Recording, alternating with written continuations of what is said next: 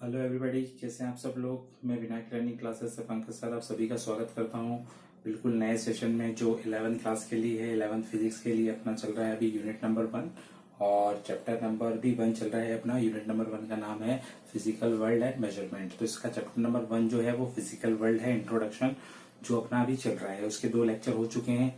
अगर आपने नहीं देखे हैं तो वहां से डिस्क्रिप्शन बॉक्स में इसके लिंक छोड़ दिए मैंने, तो वहां से आप देख सकते हैं। और आप कॉपी पेन ले लीजिए और हर एक लेक्चर को क्या कीजिए, आप नोट कीजिए। नोट करना बहुत जरूरी है। अगर नोट नहीं करेंगे तो आपको बाद में प्रॉब्लम हो सकती है। तो आप इसको नोट करने की आदत अपने डाल लीजिए। हर एक पॉइंट को बिल्कुल डीप में जाके समझाऊंगा मैं आपको, और आप समझिए। बहुत इजी चैप्टर है, कोई प्रॉब्लम नहीं है। फिजिक्स भी बहुत इजी होती है। आपको थोड़े दिन बाद ऐसा लगेगा कि इजी है, कुछ भी नहीं है इसमें तो। ठीक है, तो यहाँ पे आज का जो टॉपिक है, स्टार्ट करने से पहले एक बात कहना चाहता हूँ कि अगर चैनल सब्सक्राइब नहीं करा है तो सब्सक्राइब कर लीजिए, लाइक भी कर दीजिए और बेल आइकन को भी प्रेस कर दीजिए, और अपने फ्रेंड्स में भी इसको शेयर कर दीजिए जल्दी से। और उनको भी कहिए कि आप 11th क्लास की फिजिक्स इससे पढ़ सकते हैं, और उनसे बोलिए कि वो भी सब्सक्राइब कर लें और नोट भी करते जाएं। तो आप कॉपी पेन लेके आ जाइए और नोट करना स्टार्ट कर दीजिए। तो अपन स्टार्ट करते हैं आज का लेक्चर में। तो अपना जो टॉपिक है वो है physics in relation to technology. मतलब फिजिक्स का टेक्नोलॉजी के साथ में क्या रिलेशन है। फिजिक्स तो डायरेक्टली रिलेट करती है टेक्नोलॉजी से। तो क्या है, technology is a application of principle and theories of physics for practical purpose. ठीक है, एक तरीके से टेक्नोलॉजी क्या है, एक एप्लीकेशन प्रिंसिपल है किसका, थ्योरीज ऑफ फिजिक्स का। Principle and theories of physics का प्रैक्टिकल पर्पस में यूज करते हैं। एक तरीके से ये लिखा हुआ है, देखो, technology is application of principle, application of the principles and theories of the physics for practical purpose. ठीक है, इसकी थ्योरी और इसके बीच में रिलेट करता है आपस में एक दूसरे से। ठीक है, प्रैक्टिकल पर्पस में यूज आता है। The basic difference between physics and technology is that in physics the law of nature, physics में ओनली जो यूज होते हैं, जितने भी लॉज हैं वो लॉज ऑफ नेचर हैं। ठीक है, नेचर से रिलेट करते हैं। और यहाँ पे क्या है, फिजिक्स के अंदर क्या होते हैं, लॉज ऑफ नेचर। डिफरेंस इनका बता रहे हैं। Laws of nature are studied. ठीक है, ओनली लॉज ऑफ नेचर ही स्टडीज होते हैं। Whereas in technology the knowledge of physics is applied for making tools, instrument which are useful for mankind. ठीक है, यहाँ पे क्या करते हैं, जितने भी जो फिजिक्स के लॉज बने हुए हैं, ठीक है, और उसको उसको यूज करके क्या करते हैं, बहुत सारे टूल्स बनाते हैं, इंस्ट्रूमेंट्स बनाते हैं। जो भी मैनकाइंड के यूज के लिए जो आ रहे हैं वो सारे फिजिक्स के बेसिक लॉज से मिलके बने। हर एक चीज जो भी आप आपके आसपास देखेंगे, वेदर इट इज मोबाइल हो गया, कंप्यूटर हो गया, फ्रिज हो गया, इलेक्ट्रिसिटी हो गई, ये आपके वायर्स हो गए, इलेक्ट्रिक केबल्स हो गए, कि जो भी चीज टेक्नोलॉजी चल रही है, टावर्स हो गए, ये सब क्या है, आपके फिजिक्स के बेसिक लॉ पे डिपेंडेंट है। और टेक्नोलॉजी में इनके टूल्स, इंस्ट्रूमेंट और मैनकाइंड के यूजफुल यूज के लिए इसको डेवलप कर दिया। एग्जाम्पल देके बता रहा हूँ, कुछ एग्जाम्पल्स आप देख लीजिए, उससे आपको क्लियर हो जाएगा। Principle of propagation of electromagnetic waves. Electromagnetic waves generally आपको पता है कि नेटवर्किंग में यूज होती है, कि स्पेस वेव कम्युनिकेशन जो होता है, जैसे कि आपका जो मोबाइल है, अगर आपने किसी को कॉल करा तो पर्टिकुलर उस एरिया का जो भी टावर हो, सबसे पहले सिग्नल वहां पे जाएगा। फिर सिग्नल से आपका जो उस टावर से सैटेलाइट के पास जाएगा, फिर सैटेलाइट से जिस भी जगह पे आप उसके व्यक्ति की कॉल करोगे, अगर वो डिस्टेंस पे तो उस एरिया के टावर पे जाएगा, फिर उस व्यक्ति के पास जाएगा। तो ये सब किसके थ्रू होता है, इलेक्ट्रोमैग्नेटिक वेव्स के थ्रू होता है। इसमें from space and matter has led to develop the radio signal. Radio signal आप देखते हो, रेडियो की फ्रीक्वेंसी आप सेट करते हो एंटीना के थ्रू। अलग अलग आप जाओगे मेट्रो सिटीज में तो वहाँ 91 FM चलता है, ये सब चलते हैं। तो वहाँ पे रेडियो फ्रीक्वेंसी भी किससे, इलेक्ट्रोमैग्नेटिक वेव का यूज होता है। टीवी सिग्नल्स जो आते हैं, जो लोग घर पे क्या है ऊपर छतरी लगा लेते हैं, एंटीना लगा लेते हैं, तो वो भी जो सिग्नल्स आ रहे हैं किसके थ्रू आ रहे हैं, इलेक्ट्रोमैग्नेटिक वेव के थ्रू। रडार्स, रडार्स के थ्रू जितना भी जो स्पेस कम्युनिकेशन जो होता है, जैसे कि स्पेस में कोई एरोप्लेन जा रहा है या स्पेस क्राफ्ट जा रहा है, तो उसको एक पर्टिकुलर वे बताना पड़ता है कि आपको इस तरफ जाना है, इस तरफ जाना है। अगर वो उस वे से अगर डिफ्लेक्ट हो जाएगा तो वहां पर रडार यूज आती है, जो उसको एक पर्टिकुलर वे बताता है। ठीक है, तो ये क्या है आपका physics in relation to technology. 2 example हो रहे हैं, वो मैं थोड़ी देर से आपको बता रहा हूं मैं। ठीक है, फिजिक्स का किसके साथ में रिलेशन, टेक्नोलॉजी के साथ में। इंपॉर्टेंट क्वेश्चन है, आप इसको नोट कर लीजिए और एक एक चीज को आप पढ़ लीजिए। ठीक है, तो आगे मिलते हैं फिर।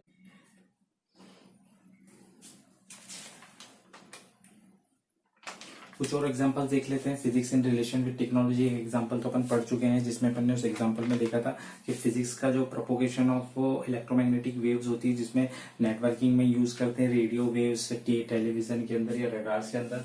ऐसे ही कुछ और एग्जाम्पल्स है। एक्सरे को तो आप जानते होंगे, एक्सरे टेक्नोलॉजी, ठीक है। कभी कोई एक्सीडेंट हो जाता है, हो नहीं किसी का, तो उसमें क्या होता है कि उस व्यक्ति के फ्रैक्चर वैक्चर देखना हो तो उसके लिए यूज करते हैं एक्सरे का, या ट्रीटमेंट ऑफ कैंसर के लिए यूज करते हैं। X ray technology is used to detect the fracture in bones, ठीक है। बोन्स में कोई टूट फूट हो गई है फ्रैक्चर से, तो उसको डिटेक्ट करने का काम आता है। या फिर ट्रीटमेंट ऑफ कैंसर, कैंसर जब किसी को हो जाता है तो कुछ कैंसर ऐसे होते हैं जिसमें डेड टिश्यूज को जो मारने के लिए यूज करते हैं एक्सरे का, वहां पे उसको जाकर टारगेट करते हैं उस पर्टिकुलर डेड टिश्यूज के ऊपर, और वो डायरेक्ट वहां पे क्या हो जाता है, मर जाता है वो, ठीक है। आगे, digital logics of electronic circuit leads to the invention of calculator and computer, ठीक है। जो digital logic of electronic circuit जो बने हैं, जिसका यूज करके क्या है कि है फिजिक्स के, वो अगर उसका यूज करके आपने कैलकुलेटर, कंप्यूटर, जो मोबाइल्स बने हैं, वो सब क्या है, ये फिजिक्स से बने हुए हैं, जो टेक्नोलॉजी में आज यूज आ रहे हैं, ठीक है। तो ये आपके 3 एग्जांपल्स थे, ठीक है, physics in relation to technology के, ठीक है। आगे देखिए, आगे जो नेक्स्ट टॉपिक है वो आपका physics in relation with society. अब सोसाइटी से कैसे रिवोल्ट करता है, ये डायरेक्ट रिलेट करता है। सोसाइटी, आपको पता है कि जब से टेक्नोलॉजी इंप्रूव हुई है और डे बाय डे टेक्नोलॉजी बिल्कुल नई नई एडवांस से एडवांस आ रही है, ठीक है।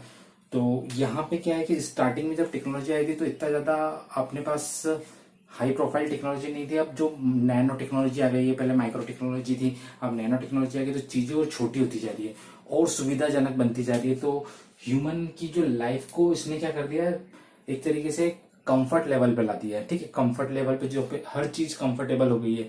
आप दरवाजा खोलने की जरूरत नहीं, ऑटोमेटिक सेंसर होते हैं, दरवाजे के सामने खड़े हो जाओ, फिंगरप्रिंट दिखाओ आप उसको, ऑटोमेटिकली दरवाजा खुल जाएगा। मोबाइल में भी यूज हो गया, फेस सेंसर फेस के सामने कर दो तो ऑटोमेटिकली मोबाइल ऑन हो जाता है, ठीक है। उसको डायरेक्ट आप बोलो कि कॉल दिस, तो वो ऑटोमेटिकली उसको कॉल लगा देगा, आपको कुछ भी करने की जरूरत नहीं है, ठीक है।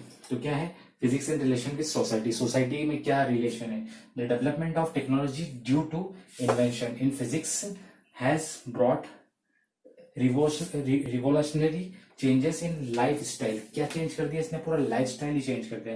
And thoughts of human being, ठीक है। द कॉन्ट्रीब्यूशन, यहाँ पे इसने तो ह्यूमन की क्या लाइफस्टाइल पूरी चेंज कर दी, पूरी तरीके से बिल्कुल। और एक तरीके से इसने जो ह्यूमन बीइंग का जो थॉट्स है, जो माइंड में जो भी सोचने समझने की क्षमता को और ज्यादा ज्यादा बढ़ा दिया है कि चलो ये चीज आ गई अपने पास, अब इससे भी और अच्छी टेक्नोलॉजी लाई जाए, ठीक है। Of physics in the field of physics, in the field of, यहाँ पे देखिए contribution of physics in the field of education. Education sector में कितने ज्यादा कंट्रीब्यूशन दे दिए। एग्रीकल्चर सेक्टर में हर चीज मशीनों से हो गया आजकल सारा काम, और इंडस्ट्री सेक्टर में सब मशीनों से हो रहा है काम। आजकल लेबर्स कम लगते हैं, मशीनों से ज्यादा काम हो जाता है। मेडिकल साइंस के अंदर देख सकते हो कितने हर एक बीमारी का इलाज आ गया। कोरोना का भी नहीं आया, मगर वो भी बहुत जल्दी साइंटिस्ट उसको लेके आ जाएंगे, टेस्टिंग चल रही है। ETC are unforgettable now, our life is more luxurious and joyful than our ancienter. मतलब जो अपने पूर्वज थे उनसे ज्यादा अपनी लाइफ क्या होगी, लग्जरियस होगी एंड जॉयफुल होगी। कैसे कि पहले जो अपने पुराने पूर्वज थे, अगर उनको कहीं बाहर जाना रहता था तो वो बहुत टाइम तक या तो बैलगाड़ी के थ्रू जाते थे या पैदल पैदल जाते थे, तो उनको बहुत समय लग जाता था पहुंचने में।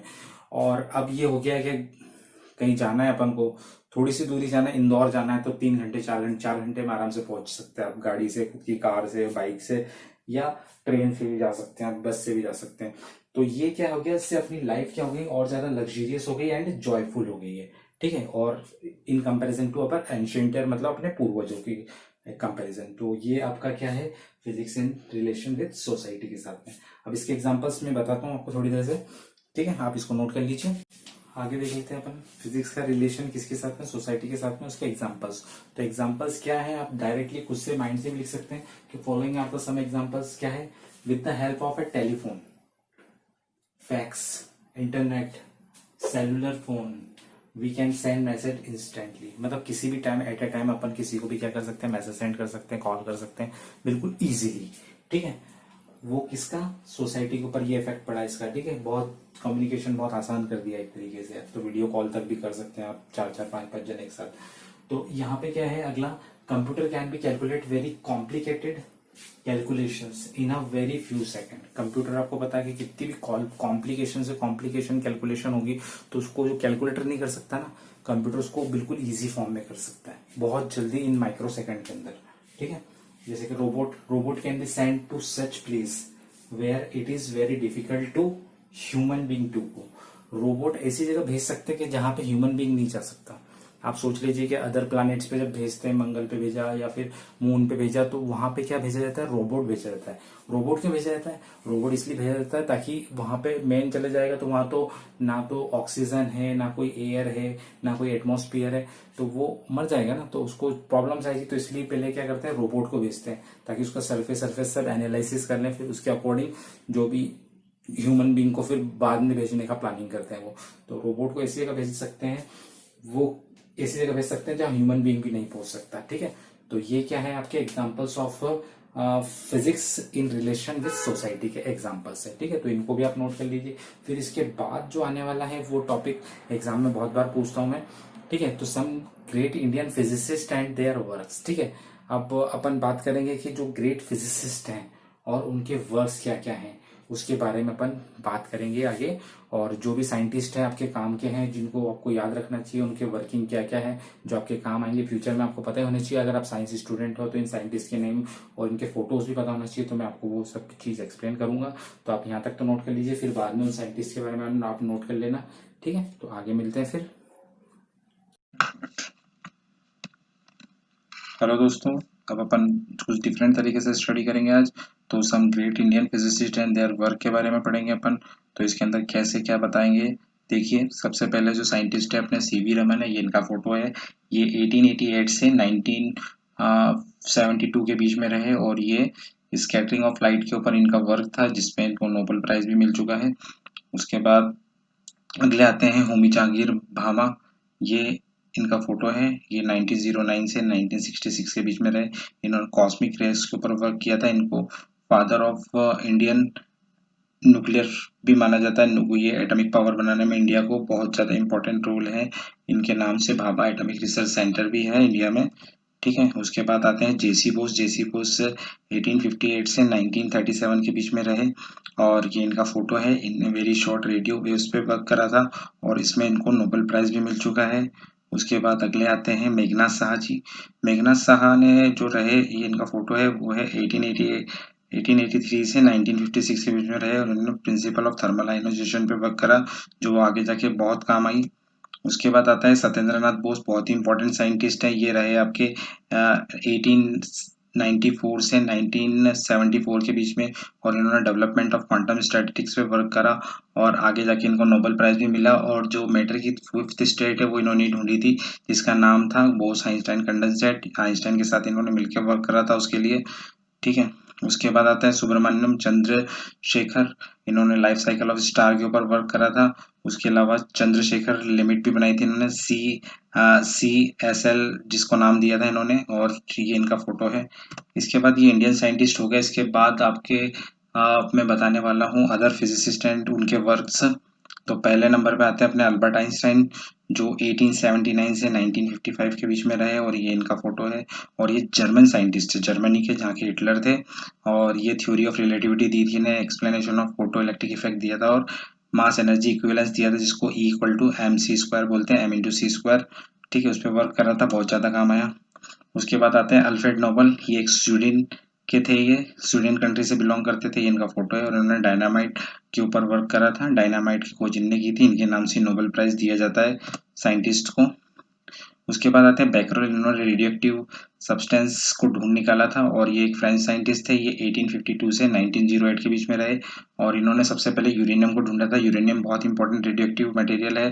पीरियोडिक टेबल में आप देख सकते हैं बहुत सारे रेडियो एक्टिव मटेरियल है नीचे, और रेडियो एक्टिविटी की जो यूनिट होती है वो बैकरल ही होती है। इनके नाम पे दे रखी है रेडियो एक्टिविटी की यूनिट। उसके बाद अगले आते हैं चैडविक। ये केमिस्ट्री में भी पढ़ेंगे आप। चैडविक जो एक इंग्लिश साइंटिस्ट है, इन्होंने डिस्कवरी ऑफ न्यूट्रॉन कर रहा था, न्यूट्रॉन की खोज इन्होंने करी थी। उसके बाद आता है एडिसन। एडिसन USA के साइंटिस्ट थे।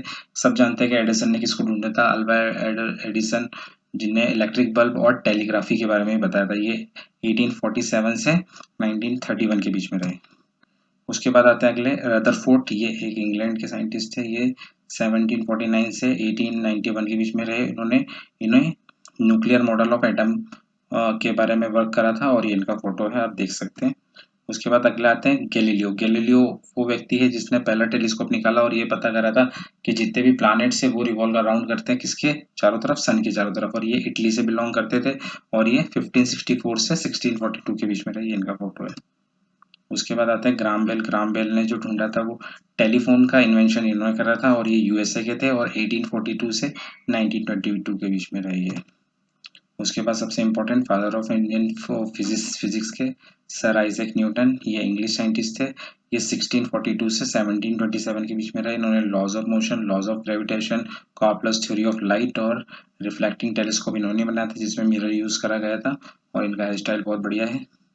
उसके बाद आते हैं जे थॉमसन। इन्होंने इलेक्ट्रॉन की खोज इन्होंने करी थी और ये एक इंग्लिश साइंटिस्ट है। इनका फोटो है। ये 1856 से 1904 के बीच में रहे और e upon m of electron and positive rays इन्होंने ढूंढी थी। उसके बाद आर ए मिलिकन, ये यूएसए के थे। ये 1868 से 1953 के बीच में रहे। चार्ज ऑफ इलेक्ट्रॉन इन्होंने फाइंड करा था और ये इनका फोटो है।